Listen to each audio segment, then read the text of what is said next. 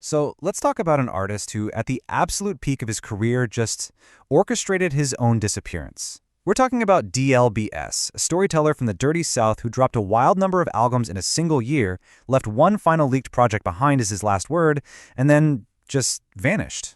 Today, we're going to try and unpack the clues he left for us. And get this is how his very last album starts. Not with some big musical intro, but with that question from his creative director, Sophia Luna.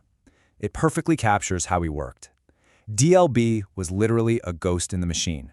He'd leave entire verses on the server and be gone before anyone even knew he was there. He was a phantom in his own studio, a presence that was always felt, but hardly ever seen. And what a presence it was. In 2025, D.L.B. didn't just release an album, he released an entire library. Yeah, over 13 projects in just 1 year.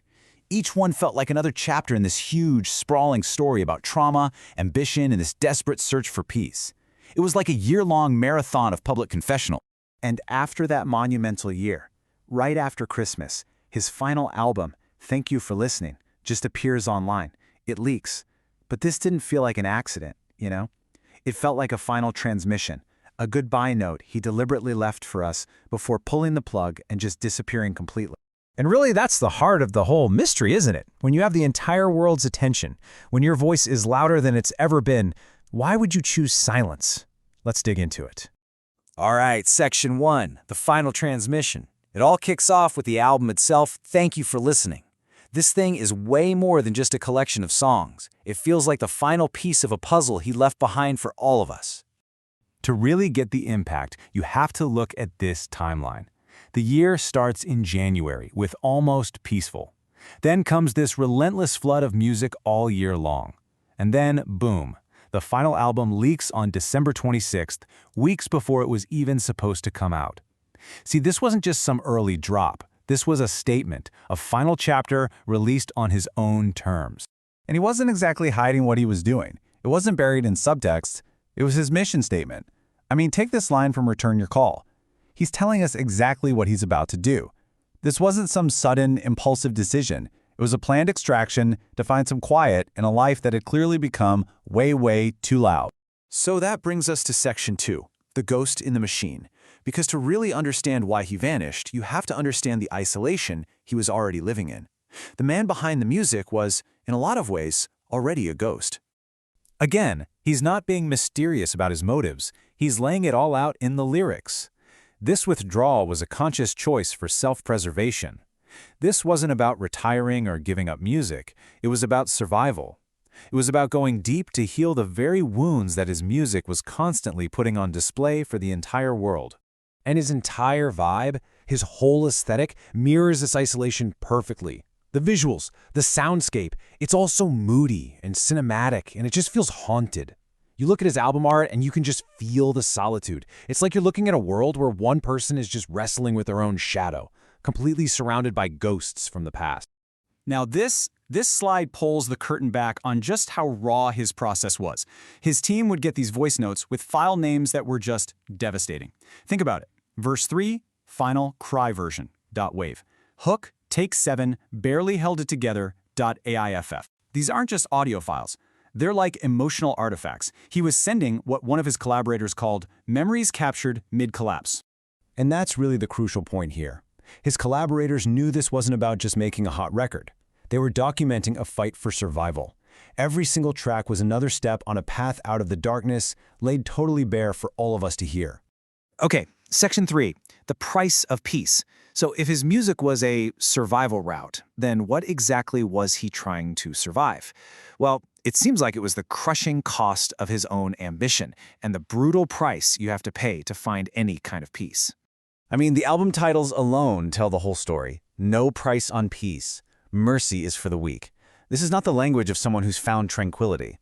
It's the language of conflict, of war.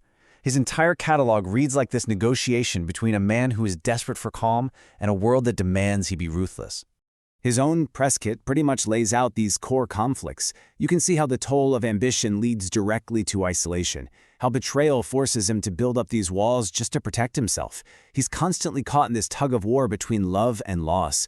And ultimately, what he's showing us is that peace isn't some final destination you arrive at. It's this fragile, fragile state you have to fight for every single day.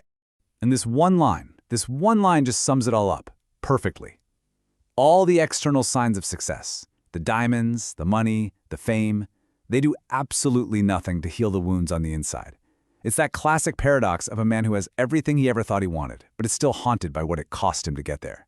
So let's get into section 4, a sanctuary built on scars.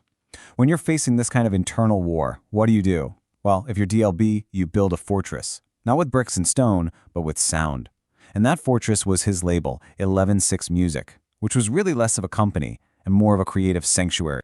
He didn't just start a label, he actually designed an entire ecosystem. You can see on the slide, every part has a very specific purpose. Hustle Harmonics is described as the emotional architecture. Crown XI is the female vocal engine.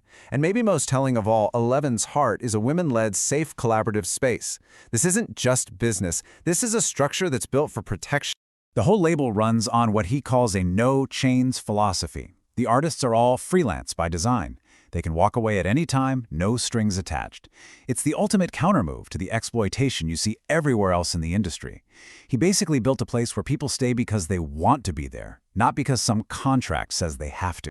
And the foundation for this whole thing is just pure authenticity. He comes from an era where freestyle really meant off the top of your head, right then and there. That background as a freestyle pro is exactly why his music feels so unedited, so immediate. He's not reading a script. He's telling you his truth right as it's happening to him. And that's why it connects so deeply with people. DJ J. Rivera really hit the nail on the head. Listeners don't need perfect, they need honest. They want something real, something the artist actually believed in at that moment. And D.L.B always delivers that honesty, no matter how messy or painful it is. Which brings us to our last section, the map he left behind. So, he's gone. But he didn't just leave a void. Instead, he left a map, a digital legacy, a whole discography that feels like it was designed for his fans to decipher what really happened. It really makes you wonder, right? In this age where everyone is fighting desperately to be seen, he chose to disappear. And in doing so, he left behind not a brand, but a body of work, an archive of his own survival. And so, at the end of the day, we're left with fan theories on Reddit forums. Was this whole thing just the most genius marketing play for an eventual comeback? Or was it the genuine, final act of an artist who paid the ultimate price for peace and finally decided it was time to collect? The truth is, he left that for us to decide.